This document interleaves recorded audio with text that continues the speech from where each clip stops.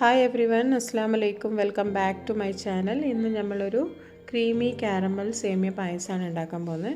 ആദ്യം തന്നെ 1 cup sugar എടുത്ത് അതൊന്ന് കാരമൽ ചെയ്യാം. ഞാനിവിടെ 1/2 ലിറ്റർ മിൽക്കിന് 1 കപ്പ് ഷുഗറാണ് എടുത്തിട്ടുള്ളത്. നിങ്ങളെ സ്വീറ്റിന് ആവശ്യമുള്ള ഷുഗർ എടുത്താൽ മതി.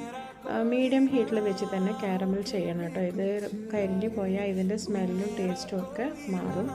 നല്ലോണം കാരമൽ ആയതിനു ശേഷം 2 ടീസ്പൂൺ ബട്ടർ ഞാൻ ഇതിലേക്ക് ആഡ് ചെയ്തിട്ടുണ്ട്. അത് ഓപ്ഷണലാണ്, ഉണ്ടെങ്കിൽ ആഡ് ചെയ്ത് കൊടുത്താൽ മതി.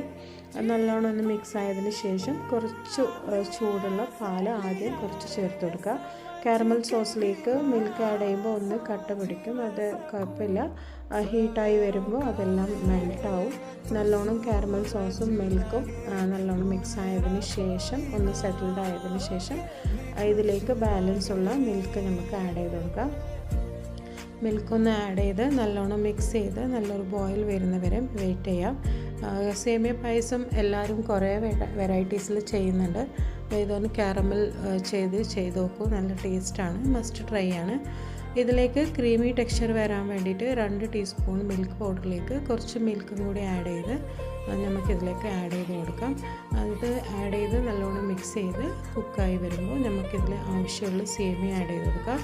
സേമിയ നിങ്ങളുടെ ആവശ്യത്തിന് വേണ്ടത് ആഡ് ചെയ്ത് കൊടുക്കാം കേട്ടോ. തിക്കായിട്ടുള്ള പായസം ഇഷ്ടമാണെങ്കിൽ കുറച്ച് കൂടുതൽ സേമിയ ആഡ് ചെയ്ത് കൊടുക്കാം. ഞാനിവിടെ 1 ബൗളാണ് ആഡ് ചെയ്ത് കൊടുത്തത്. നല്ലോണം ഒന്ന് മിക്സായി മീഡിയം ഹീറ്റിൽ തന്നെ സേമിയ ഒന്ന് കുക്കായി വരുന്നത് വരെ നമുക്ക് ലിഡ് ക്ലോസ് ചെയ്ത് കുക്ക് ചെയ്യാം. ഇതിലേക്ക് ആവശ്യമുള്ള നമുക്ക് നട്ട്സ് ഒന്ന് ഫ്രൈ ചെയ്തെടുക്കാം. ആദ്യം ഒരു പാൻ എടുത്ത് അതിലേക്ക് കുറച്ച് ബട്ടർ ആഡ് ചെയ്ത് കുറച്ച് കാഷ്യും റൈസിൻസുമാണ് ഞാൻ ആഡ് ചെയ്ത് കൊടുത്തത്. നിങ്ങൾക്ക് ബദാം, പിസ്ത എന്ത് വേണമെങ്കിലും ആഡ് ചെയ്ത് കൊടുക്കാം. പിന്നെ കുറച്ച് ഏലക്കപ്പൊടിയും ഷുഗർ മിക്സ് ചെയ്തതാണ് ആഡ് ചെയ്തത്. നട്ട്സും കൂടി ആഡ് ചെയ്ത് കൊടുത്താൽ ക്രീമി ടേസ്റ്റി സേമിയ പായസം റെഡിയാണ്. Thank you.